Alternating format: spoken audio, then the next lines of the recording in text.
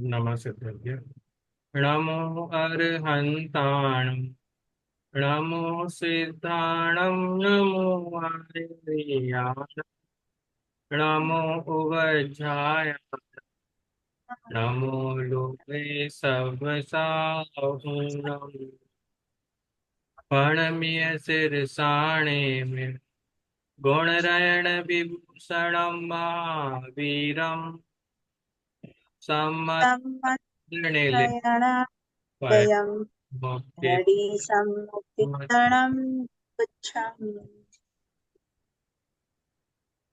आचार्य नेमिचंद्र सिद्धांत चक्रवर्ती विरचित यह गोमटसार ग्रंथ है, जिसके कर्मकांड अधिकार पर अपनी चर्चा चल रही है। तो अपन ने शुरू ही किया है ये तो वापस जीरो से। तो पिछली दो क्लासेस में अपनी जो चर्चा हुई थी वो मैंने कोशिश की है, खुशी बहन, ये मैं आपके साथ कंटिन्यू शेयर करता रहूंगा। एक्चुअली मेरे यहाँ क्या है कि 2 दिन से मेरे को समय नहीं मिल पाया, तो जितना हुआ उतना मैंने पीपीटी में उतार दिया। बट मैं कोशिश कर रहा हूँ कि किसी एक लिंक पे अपन इसको शेयर करते रहें नोट्स के रूप में। तो आज, हाँ, ग्रुप पे ही शेयर करती रहूंगी मैं। हाँ, तो कल तक आपको और कुछ अपडेट मिल जाएगा। बट अभी तक अपन ने क्या क्या देख लिया था वो देखते हैं कि भगवान महावीर हमारे अंतिम तीर्थंकर थे इस युग के। उनकी अंतिम देशना जो खिरी, उसके बाद कोई तीर्थंकर हुए नहीं जिनकी डायरेक्ट दिव्य ध्वनि हमें मिली हो, दिव्य ध्वनि का लाभ मिला हो।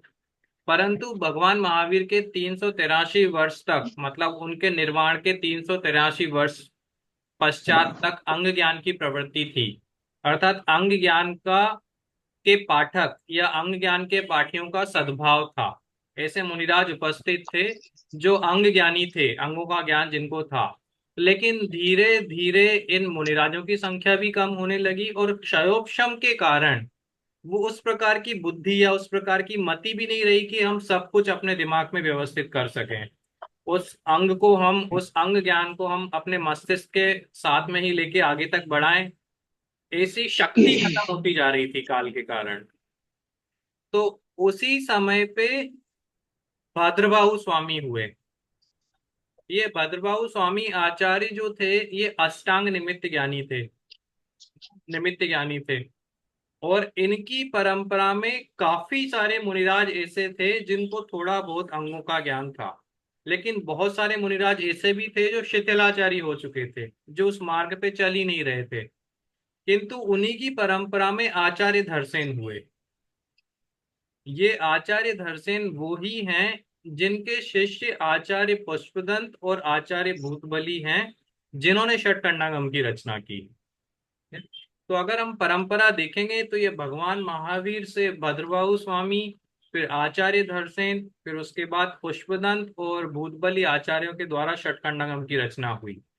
अब ये षटकंडागम क्या था कि षटकंडागम प्रथम श्रुत स्कंद का सर्वप्रथम लिपिबद्ध ग्रंथ है।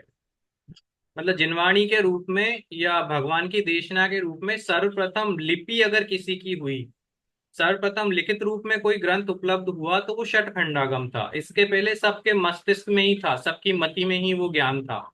सबसे पहले पेपर पर या ताड़ पत्रों पर या लिखित रूप में कहीं उपलब्ध हुआ तो वो षटखंडागम के रूप में। इस षटखंडागम में, जैसा नाम से अपने को पता चलता है, 6 खंड हैं। 6 खंड कौन कौन से हैं? जीवठान, मुद्दाबंध, बंद सामित, वेणाखंड, वगणाखंड और महाबंध। तो इनमें जीवठान से लेके वगणाखंड, इन 5 खंडों के आधार पर रचना हुई गोमटसार जीव कांड की। और अंतिम जो महाबंध अधिकार है, उसके आधार पर पायड़ी समूह कीर्तन और जीवठान चूलिकाओं का समूह या इनके अधिकार को मिलाकर के गोमटसार कर्मकांड की रचना हुई। मुख्यतः से महाबंध नामक अधिकार, और उसमें ही पायड़ी समूह कीर्तन और जीवठान की चूलिकाएं भी सम्मिलित हैं। अब अगर गोमटसार जीवकांड की अपन चर्चा करें तो इसमें जीव से संबंधित जो जीव समास हो गए, गुण स्थान हो गए, मार्गणा स्थान हो गए, प्राण, संज्ञा, पर्याप्ति, इन तत्वों का वर्णन है, इनका विस्तार से वर्णन है। कर्मकांड नाम से पता चलता है, तो इसमें कर्म प्रकृतियां और कर्मों की जो अवस्थाएं हैं जिनके कारण जीव पर प्रभाव पड़ता है, या जीव की जिन अवस्थाओं के कारण, या जीव की मैं कहूं एक्टिविटीज के कारण कर्मों में किस तरह का परिवर्तन होता है, उसका वर्णन गोमटशाला कर्मकांड में है। तो जीव से संबंधित जीवों के अन्वेषण करने के स्थान, मार्गणा स्थान, जीव समास, गुण स्थान, इन सब का वर्णन जीव कांड में, और कर्मों की मुख्यता से इनका वर्णन किया है वो कर्म कांड में। ठीक है, इतना अपना लास्ट क्लास में हो गया था, थोड़ा और आगे हुआ था, बट ये क्लियर है यहाँ तक। अब गोमट सार पे आते हैं। तो गोमट सार के रचनाकार हम जानते हैं नेमिचंद्र सिद्धांत चक्रवर्ती हैं, आचार्य नेमिचंद्र सिद्धांत चक्रवर्ती। और इनका समय है 11वीं शताब्दी का पूर्वार्ध ना। उसी समय पे हुए थे राजा चामुंडराय कर्नाटक में, जिनका गोमट भी नाम था, राजा गोमट। और उनके निवेदन पर ही इस ग्रंथ की रचना हुई। ठीक है? कहाँ पे हुई? कि विजन वन में हुई। कैसे हुई वो कहानी अपने को पता है ना। इन्हीं आचार्य नेमिचंद्र सिद्धांत चक्रवर्ती के द्वारा 3 अन्य और ग्रंथ भी लिखे गए हैं। पहला ग्रंथ है लब्धि सार, दूसरा ग्रंथ है क्षपणा सार, और तीसरा ग्रंथ है त्रिलोक सार। तो लब्धि सार में क्या है कि लब्धि सार में पंच लब्धियों का वर्णन है, नाम ही लब्धि सार है। जो सम्यक्त के कारणभूत, सम्यक्त को उत्पन्न करने में जो निमित्त होती हैं पंच लब्धियां, उन पंच लब्धियों का वर्णन है लब्धि सार में। और ये पंच लब्धियों का वर्णन लिया गया है कषाय पाहुड़ के 11वें एवं 12वें अधिकार के आधार से। क्षपणा सार में क्या है कि क्षपणा का अर्थ होता है क्षय, नष्ट करना। कि कर्म क्षय, किस गुण स्थान में कितने कर्मों का क्षय होता है, ये वर्णन अगर आपको जानना है तो उसके लिए उन्होंने रचना की क्षपणासार की। तो क्षपणासार में गुण, किस गुण स्थान में कितनी कर्म प्रकृतियों का क्षय होता है, कैसे होता है, कब होता है, ये सारा वर्णन क्षपणासार में किया। और क्षपणासार की रचना हुई है कषाय पाउड़ के 13वें, 14वें और 15वें अधिकार के आधार से। जो एक और ग्रंथ उनका मिलता है त्रिलोक सार। फिर से ये नाम से ही पता चलता है, त्रिलोक सार में 3 लोकों से संबंधित वर्णन है। ऊर्ध्व, मध्य, अधोलोक से संबंधित वर्णन अगर आपको जानना है तो उसके लिए उन्होंने रचना की है त्रिलोक सार की। ये त्रिलोक सार ग्रंथ की रचना हुई है तिलोय पंडिती ग्रंथ के आधार पर।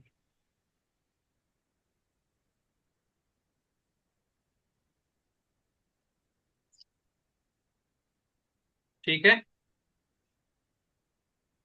मुझे आपका इनपुट चाहिएगा, हाँ समझ में आ रहा है, कैप्चर हो गया है, वो तो मैं आगे बढ़ पाऊंगा, है ना। ठीक है, ये यहाँ तक मैंने नोट्स बनाए हैं जो मैं आपके साथ शेयर कर दूंगा, इसके आगे के और हैं वो भी बना के कर दूंगा, बट ये चर्चा अपनी पहले हो गई थी। इसके आगे अपन आ गए थे फिर गोमटसार ग्रंथ के मंगलाचरण पर। स्क्रीन अभी भी शेयर्ड है मेरी?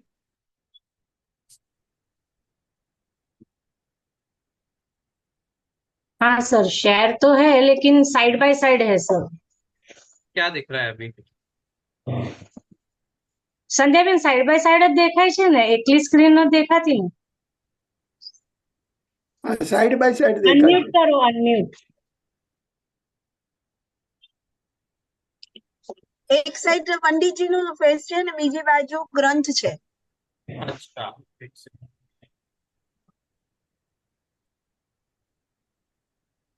अब दिख रहा है? હા હા બસ હા હવે આવી ગયું. है ना, हाँ ठीक है। હા જી. तो आचार्य नेमिचंद्र षटखंडागम और गोमट सार के परिचय के पश्चात अपन ने पहली गाथा का अर्थ भी देख लिया था। पहली गाथा में क्या बताया है, क्या किया है आचार्य नेमिचंद्र ने? નમસ્કાર કર્યા છે. हाँ, नमस्कार किया है। किसको नमस्कार किया है? 4 વ્યક્તિત્વ. નેમી ભગવાનને, મહાવીર ભગવાનને, और पंच परमेश्वरीને और જીનવાણી और जिनवाणी, 24 અને तीर्थंकर. જીનવાણી. जिनवाणी और 24 तीर्थंकर भी अपन ने अर्थ देखा था, है ना। हाँ तो इन हाँ सबको नमस्कार किया है। और बताने की जरूरत है इनके विशेषण कैसे चेंज होते हैं। जब हम नेमी का अर्थ नेमिनाथ लेते हैं तो महावीर का अर्थ क्या हो जाता है? जो महान वीर हैं, विशेष महावीर लक्ष्मी के धारी महान हैं, वीर। है ना। पराक्रमी। महावीर है मतलब कर्म शत्रुओं पर विजय प्राप्त करने वाले हैं, पराक्रमी हैं। हम्म, और जब पराक्रमी। महावीर का अर्थ महावीर भगवान लेते हैं तो नेमिम का अर्थ क्या हो जाता है? धर्मरथ। हाँ, એમનું નામ। धर्म रथ की धुरा, है ना। धुरा अर्थात जिसपे वो रथ चल रहा है, उस रथ को चलाने वाले। ठीक है। हाँ इनवाणी का अर्थ कैसे निकाला था अपन ने इसमें से?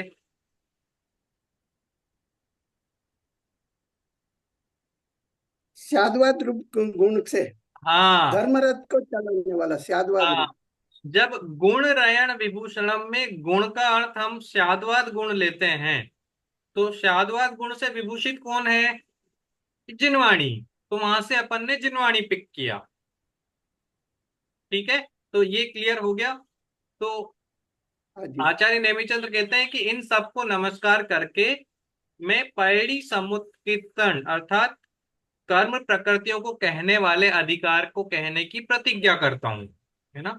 मतलब प्रकृतियों के संबंध में कथन करने की प्रतिज्ञा करता हूं। ठीक है, यहां तक हो गया था अपना। हाँ जी। हाँ सर। हाँ, अर्थ देखते हैं अपन। मैं नेमिचंद्र आचार्य ज्ञानादि गुण रूपी रत्नों के आभूषणों को धारण करने वाले, मोक्ष रूपी महालक्ष्मी को देने वाले और सम्यक्त रूपी रत्न के स्थान ऐसे श्री नेमिनाथ तीर्थंकर को मस्तक नवा नवा नवा प्रणाम कर, नवाकर अर्थात प्रणाम कर, मस्तक झुकाकर ज्ञानावरण आदि कर्मों की मूल एवं उत्तर दोनों प्रकृतियों के व्याख्यान करने वाला प्रकृति समुत्कीर्तन नामक अधिकार कहता हूं। ठीक है। अपन ने विशेष अर्थ में यहाँ पे उन्होंने नेमिनाथ भगवान लिया, अपन ने विशेष अर्थ में तीन चार और भी पद ले लिए हैं। पर प्रतिज्ञा क्या हुई है कि ज्ञानावरण आदि कर्मों की जो मूल और उत्तर प्रकृतियां हैं उनको कहने की, उन उस रूप कहने का अधिकार अब मैं कहूंगा। तो प्रकृति का अर्थ क्या होता है? अपन ने देखा था क्या लास्ट क्लास में? प्रभाव। स्वभाव। हाँ, स्वभाव। स्वभाव। प्रकृति अर्थात स्वभाव या शील या नेचर। तो अब प्रश्न होता है कि यहाँ पर प्रकृति शब्द का अर्थ क्या है। जैसा हमने पूछा लास्ट क्लास में, वहां पे भी शिष्य को शंका हो उसके लिए उन्होंने लिखा कि प्रकृति शब्द का अर्थ क्या है। तो उसके संबंध में आचार्य कहते हैं दूसरी गाथा, कि प्रकृति का स्वरूप बताते हैं क्या है ना। तो देखो दूसरी गाथा। पैड़ी सील सहावो, बोले आप। पयड़ी सील सहाव। शील स्वभाव। जीवंगाणम अणाई संबंधो जीवन जीवं गानम प्राणं हणाय संबंधो। संबंधो।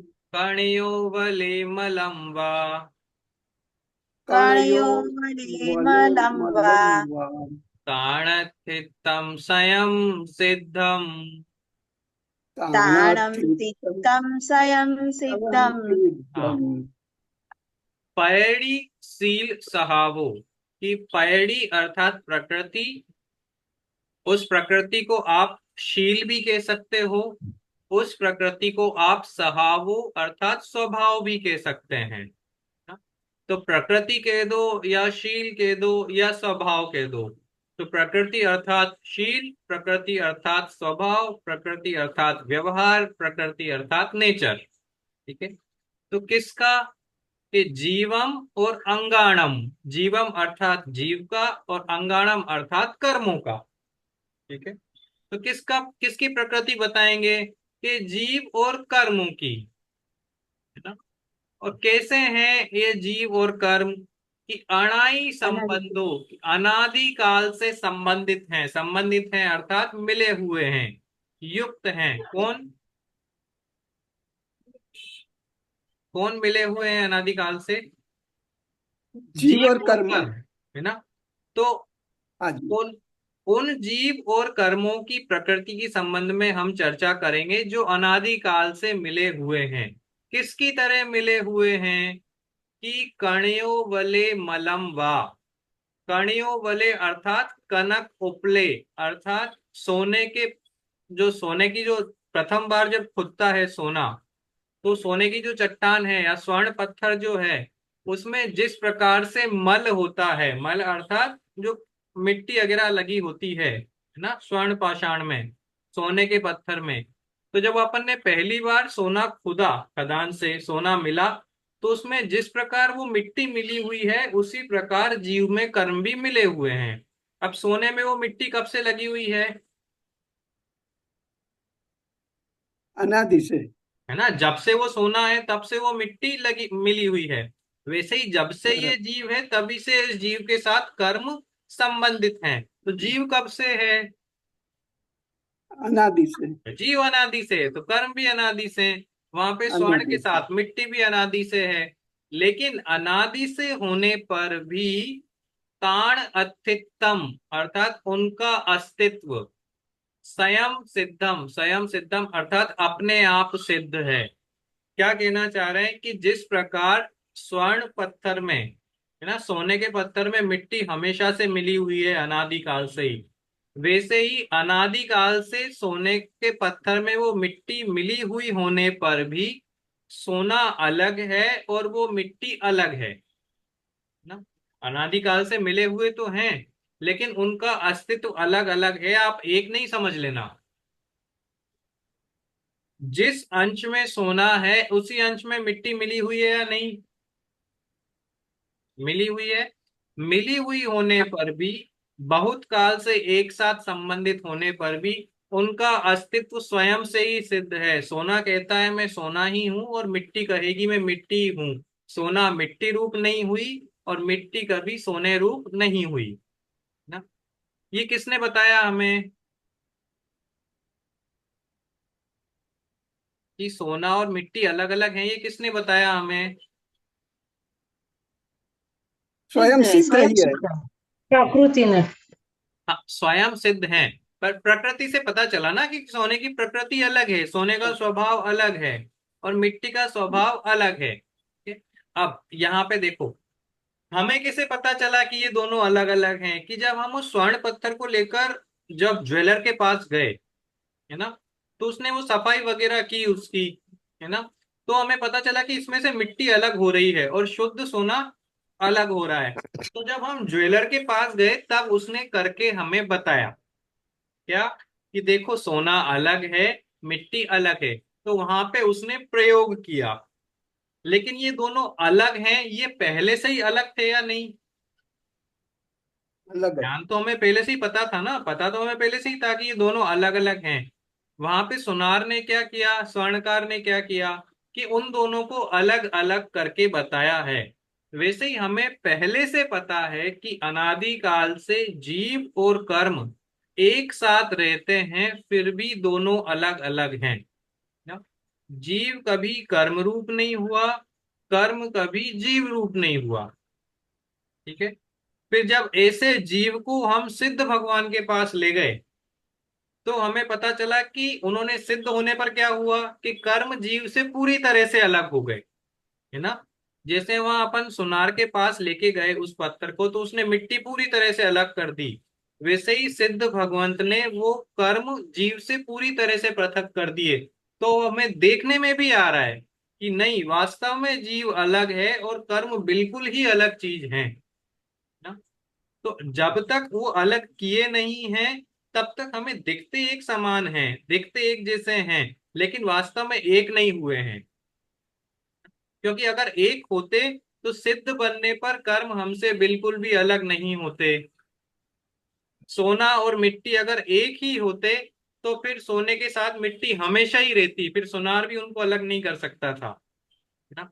परंतु सिद्ध बनने के बाद पता चला कि कर्म तो अलग हो गए, इसका मतलब ये पहले से ही अलग थे, बस रहते साथ में थे। ठीक है? एक तो ये, एक लॉजिक ये है कि अलग होते हैं इसलिए हमें पता है कि अलग हैं। दूसरा लॉजिक क्या है, कि इतने समय से साथ में रहते हुए भी सोने का एक भी अंश मिट्टी में नहीं आया, मतलब मिट्टी की वैल्यू मिट्टी जितनी ही है और सोने की वैल्यू सोने जैसी ही है। मिट्टी के साथ रहते हुए भी सोने की वैल्यू कम नहीं हुई और सोने के साथ रहते हुए भी मिट्टी की वैल्यू ज्यादा नहीं हुई। मिट्टी साफ करने के बाद हम फेंक देते हैं, सोना रखते हैं, है ना। वैसे ही अनादि काल से जीव और कर्म यद्यपि साथ में रहते हैं, परंतु जीव कर्म रूप कभी भी नहीं हुआ और कर्मों में भी जीव का एक भी अंश नहीं आया।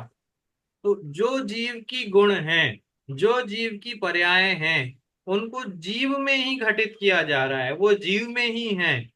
उसी तरह कर्मों की जो अवस्थाएं हैं, कर्मों की जो पर्याय हैं, वो कर्म में ही है, वो जीव में नहीं है। तो दो लॉजिक से समझ में आया कि अपने गुण और पर्यायों को लेकर जीव अलग चल रहा है और अपने गुण और पर्यायों को लेकर कर्म अलग चल रहा है। इससे सिद्ध होता है कि ये दोनों अलग अलग हैं। जब हम सिद्धों के पास जाते हैं तो हमें साफ दिखाई देता है कि जीव अलग है और कर्म अलग है। तो वहां पे भी दूसरी बार सिद्ध हो जाता है कि वास्तव में ये दोनों अलग अलग ही हैं। बट हमें कंफ्यूजन क्यों होता है? क्योंकि अनादि काल से साथ में रह रहे हैं, तो हमें कदाचित ऐसा लगता है कि इतने टाइम से साथ में रह रहे हैं तो कहीं ये एक ही तो नहीं है, है ना। हमें अंतर दिखता ही नहीं है, हम खरीद के ले आते हैं सोने को मिट्टी के साथ। बट जब अलग होता है तो पता चलता है कि वास्तव में ये अलग अलग हैं। अब प्रकृति से इसको कैसे जोड़ते हैं कि ये दोनों अलग अलग हैं? इसका तीसरा सबसे बड़ा कारण ये है कि जीव की प्रकृति अलग है और कर्म की प्रकृति अलग है। प्रकृति अर्थात क्या? स्वभाव। स्वभाव। स्वभाव। तो जीव का स्वभाव क्या है? जानना और देखना। जानना देखना, ना। तो जीव का स्वभाव है जानना देखना। ये जानना देखना स्वभाव कर्म का नहीं है, ठीक है। कर्म का स्वभाव क्या है? स्पर्श रस फल देना, स्पर्श रस गंध वर्ण हाँ, उद्गल है। उद्गल रूप जो स्वभाव है वो कर्म का है। चेतन रूप जिसको हम जानना देखना कहते हैं, चेतन रूप स्वभाव है वो जीव का है। तो जब दोनों की प्रकृतियां अलग हैं, दोनों के स्वभाव अलग हैं, तो सिद्ध होता है कि दोनों अलग अलग द्रव्य हैं, है ना। अगर प्रकृति अलग है तो द्रव्य अलग होंगे, प्रकृति एक है तो द्रव्य एक ही होगा। तो तीन रीजन अपन ने देख लिए। पहला कौन सा रीजन है, पहला लॉजिक क्या है जिससे ये सिद्ध होता है कि ये दोनों अलग अलग हैं? जीव अलग है, पुद्गल अलग है, कर्म हाँ, अलग है। हाँ, ये पहली बार में कैसे सिद्ध किया? पहला लॉजिक क्या दिया अपन अलग ने? किया हुआ है, सिद्ध भगवान ने अलग कर दिए हैं इसलिए। हाँ, कि कार इस संसार दशा में हमें एक जैसे दिख रहे हैं दोनों, मेरे साथ सब कर्म भी चल रहे हैं, मैं जीव भी हूं, तो मुझे लगता है हम एक ही हैं। लेकिन जब हम सिद्धों के पास गए, सिद्ध भगवंतों के दर्शन किए, तो पता चला नहीं, कर्म अलग हैं। क्योंकि ये तो 100% शुद्ध जीव है ना, सिद्ध भगवान, तो वहां कर्मों का तो कोई कारण ही नहीं है। तो वहां से प्रूफ हुआ कि कर्म अलग ही थे पहले से ही, बस साथ में रहते थे। दूसरा लॉजिक क्या था? एक अंश मात्र भी एक दूसरे रूप नहीं हुए। आवाज नहीं आई आपकी। अंश मात्र भी एक दूसरे रूप नहीं हाँ, हुए। कि इतने समय से साथ में रहते हुए भी सोना कभी भी मिट्टी नहीं बना और मिट्टी कभी भी सोना नहीं बनी। वैसे ही अनादि काल से जीव और कर्म साथ में रहते हुए भी जीव कभी भी कर्म नहीं बने। मतलब अनंतानंत जीव हैं, वो कोई भी कर्म नहीं बने अभी तक। और इतने ठसाठस कर्म जो भरे हुए हैं, उन कर्मों में कोई भी जीव की शक्ति नहीं आई, है ना। कर्म सारे पुद्गल ही थे, पुद्गल हैं और पुद्गल रूप ही रहेंगे। जीव जीव चेतन रूप था, चेतन रूप है और चेतन रूप ही रहेगा हमेशा। तो यहाँ पे सिद्ध हो गया कि एक दूसरे में कहीं पे परिणमन कर ही नहीं पा रहे एक दूसरे रूप। इसका मतलब है अलग अलग हैं। हाँ, रहते साथ में हैं पर अलग अलग हैं। ताण अतितम स्वयं सिद्धम, ठीक है। तीसरा लॉजिक क्या है? दोनों का स्वभाव अलग अलग है। हाँ, जीव का स्वभाव कर्म के स्वभाव से पूरी तरह अलग है। जीव का स्वभाव है चेतन रूप, जानने देखने रूप। कर्म का स्वभाव है पुद्गल रूप, स्पर्श रस गंध वर्ण आदि रूप, है ना। कर्म बनते और क्षय होने रूप में है। तो एक दूसरे के स्वभाव में कभी परिवर्तन नहीं हुआ। कर्म ने कभी जानना देखना चालू नहीं किया, है ना। और जीव कभी स्पर्श रस गंध वर्ण रूप नहीं हुआ।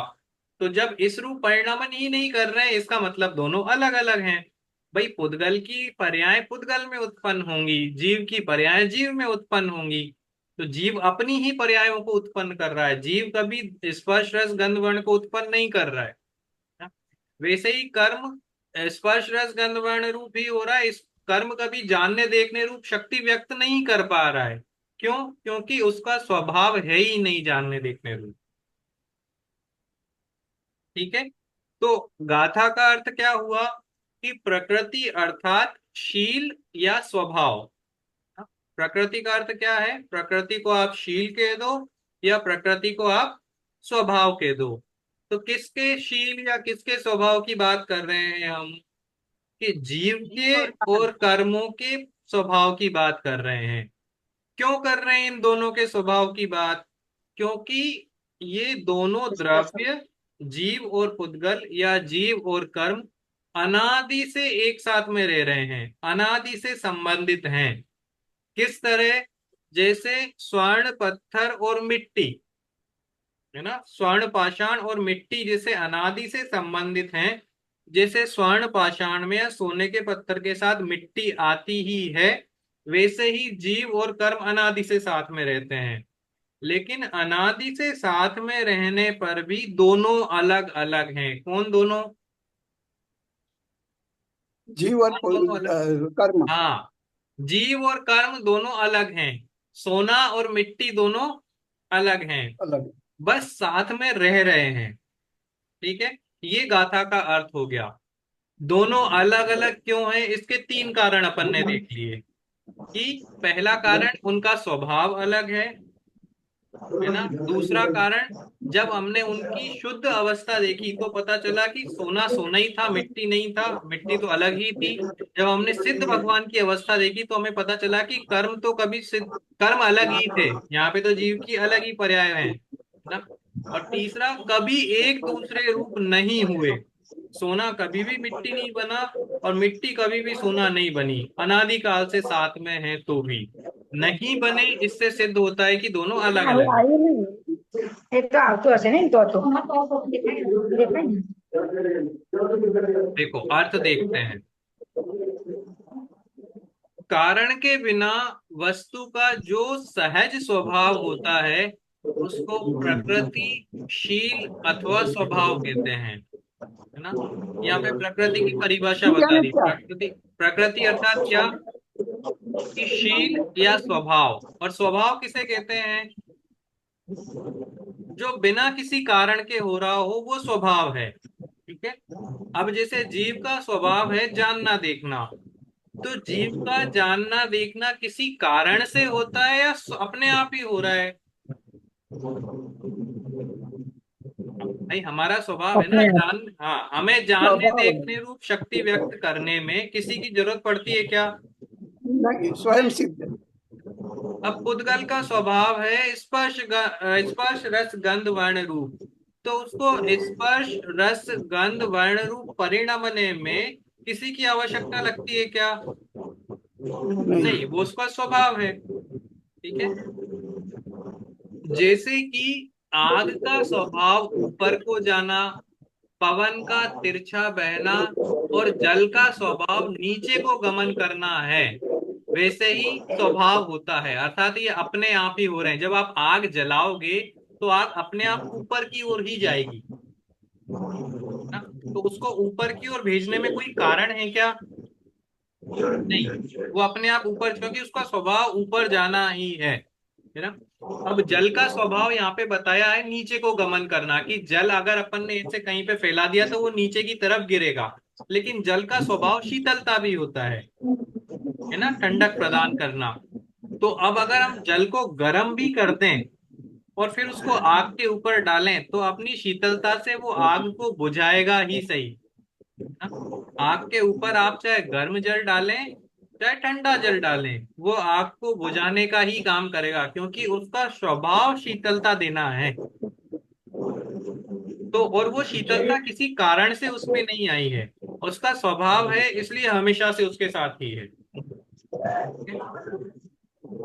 प्रकृति में यह स्वभाव जीव तथा अंग अर्थात कर्म का ही लेना चाहिए। प्रकृति में अर्थात कि इस कंटेक्स्ट में यहाँ पे हम जिसकी बात कर रहे हैं, यहाँ पे किसके स्वभाव की बात कर रहे हैं कि जीव और जीव और कर्म के। कर्म। ये आग का, पवन का और जल का स्वभाव मत लेना। यहाँ पे अपन किस, ये तो उदाहरण दिए हैं, पर बात अपन किसकी कर रहे हैं, जीव के और जीवन कर्म के स्वभाव कर्म। की। ओके, इन दोनों में से जीव का स्वभाव रागादि रूप परिणमने का है और कर्म का स्वभाव रागादि रूप परिणमाने का है। मतलब कर्म तो कोशिश करेगा कि मैं रागादि रूप परिणमन करवाऊं, किसको, जीव को। करवाने का काम किसका, कर्म का। कर्म। और जीव का कर्म। स्वभाव क्या है, परिणमन क्या करना। कर। ठीक है, जीव जीव रूप परिणमन कर रहा है, कर्म कर्म रूप परिणमन कर रहा है। बट कर्म कोशिश करता है कि मैं जीव को रागादि रूप परिणमन करवाऊं, और जीव क्या करता है कि जैसा वो परिणमन करवाता है वैसा परिणमन करता रहता है। ठीक है, दोनों द्रव्य अपना अपना काम बिल्कुल अलग अलग कर रहे हैं। तथा यह दोनों का संबंध स्वर्ण पाषाण में मिले हुए मल अर्थात तेल की तरह अनादि काल से है। ये जीव और कर्म का जो संबंध है ना, ये कब से है, अनादिकाल। अनादि काल से। किसकी तरह, उदाहरण किसका दिया कि स्वर्ण स्वर्ण, हाँ, पाषाण। स्वर्ण पाषाण में जैसे मिट्टी लगी हुई है ना, तो मिट्टी कोशिश करती है कि मैं सोने को खराब करूं उस अंश में, और सोना उस रूप उस अंशों में खराब दिखने लगता है ना। वैसे ही जब तक कर्म है, कर्मों के उदय में जीव विकार रूप परिणमन करने लगता है ना, कर्मों के निमित्त से, स्वयमेव नहीं, स्वभाव रूप नहीं। और इसीलिए जीव तथा कर्म का अस्तित्व भी स्वयं अर्थात ईश्वर आदि कर्ता के बिना ही अपने आप सिद्ध है। ये जीव अपने आप में सिद्ध है, कर्म अपने आप में सिद्ध है, और जीव का कर्मों के साथ रहना या कर्मों का जीव के साथ रहना अनादि काल से, यह भी स्वतः सिद्ध है, किसी ईश्वर आदि ने नहीं डाला है। ऐसा नहीं हुआ कि कर्म पहले आ गए और फिर जीव वहां गया हो, या फिर पहले जीव आया और बाद में किसी ने उसके साथ कर्मों का संबंध किया हो, ऐसा नहीं हुआ। दोनों अनादि काल से अपने आप से ही संबंधित हो रहे हैं। ठीक है, ये यहां तक समझ में आया, ये गाथा का अर्थ क्या समझ में आया। प्रकृति अर्थात सी कोमल क्या समझ में आया। મારે બોલવાનું હતું હજુ મારે બોલવાનું કેવું બધું આવડતું. જીવ અને પ્રકૃતિનો સ્વભાવ જે સ્વયં સિદ્ધ છે અને પોતપોતાના સ્વભાવ રીતે પરિણમે છે। हाँ, ठीक है, स्वयं सिद्ध है और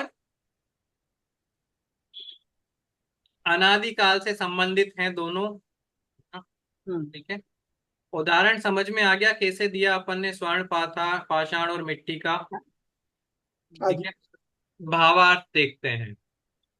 जिस तरह भंग अर्थात शराब का स्वभाव बावला कर देने का, बावला कर देना अर्थात पागल कर देने का, है ना, उन्मत्त कर देने का है, और इसके पीने वाले जीव का स्वभाव बावला हो जाने का है ना।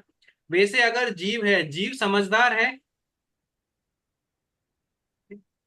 जीव तो समझदारी से ज्ञान दर्शन रूप परिणमन कर रहा है, अपने आप को पहचानता है, दूसरे को पहचानता है। लेकिन जैसे ही वो शराब का सेवन करता है, अब फिर वो पागलों की भांति प्रवर्तन करने लगता है। ठीक है, तो यहाँ पे जीव का स्वभाव क्या है कि समझदार बन के कार्य करे, लेकिन जैसे ही उसने शराब का सेवन किया, अब वो पागलों की भांति कार्य कर रहा है। तो शराब का काम क्या है, शराब का स्वभाव क्या है, पागल कर देने का। और यहाँ पे जीव का स्वभाव फिर क्या हो गया उस शराब के निमित्त से, कि पागल हो जाने का। वैसे तो समझदार होना स्वभाव है, लेकिन शराब के निमित्त से, शराब के सेवन से इसका स्वभाव अब क्या बन गया, पागलों की भांति प्रवर्तन करने का, बावला हो जाने का है। उसी तरह जीव का स्वभाव राग द्वेष आदि कषाय रूप हो जाने का तथा कर्म का स्वभाव रागादि कषाय स्वरूप परिणमा देने का है, कर्म के निमित्त से ना।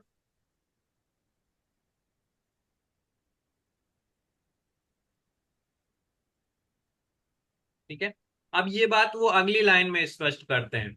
सो जब तक दोनों का संबंध रहता है तभी तक विकार रूप परिणाम होता है जीव का। तो जो कह रहे हैं कि जीव का परिणाम विकारी रूप परिणमने का है, ये कब तक है? जब तक कर्म का संबंध उसके साथ है। कर्म का संबंध हटने पर फिर विकार रूप परिणमना जीव का कार्य नहीं है ना। अंतर इतना ही है कि जीव और कर्म का यह संबंध अभी का नहीं है, अनादिकाल का है। जैसे कि खानी से निकला हुआ सोना अनादि काल से ही कीट कालिमा रूप मेल से मिला हुआ रहता है, वैसे ही जीव और कर्मों का अनादि काल से स्वतः संबंध हो रहा है। किसी ने इनका संबंध किया नहीं है।